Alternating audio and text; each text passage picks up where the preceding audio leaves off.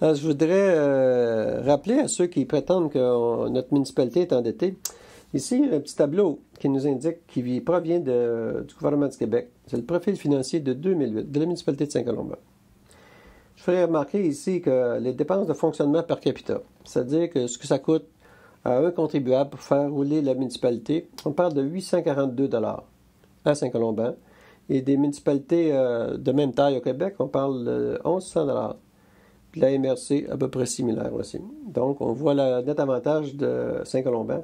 On parle d'endettement total par capita, c'est-à-dire si on avait à répartir la dette de Saint-Colomban sur chaque citoyen, ça représente une dette pour chaque citoyen de 1184 $. C'est quand même plus bas que les municipalités similaires au Québec.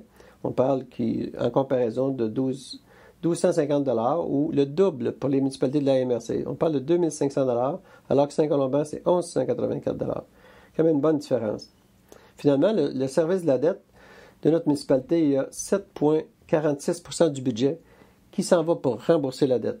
Alors que si on compare avec les municipalités de même taille au Québec, on parle plutôt de 12,5 %. C'est quand même beaucoup, là, de 7,5 à 12,5 %. Et si on compare avec les municipalités de notre MRC, on parle de 20 %. Alors, en conclusion, mes amis, je vous rappellerai qu'avec un taux d'endettement de 7,5 %, c'est quand même minime, c'est encourageant pour nous. Alors, ce que vous pouvez réaliser, c'est que vous êtes bien administré. Alors, on poursuit dans le même sens et on continue avec l'équipe Charbonneau.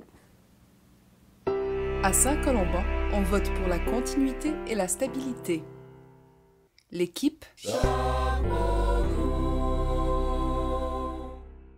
www.équipecharbonneau.ca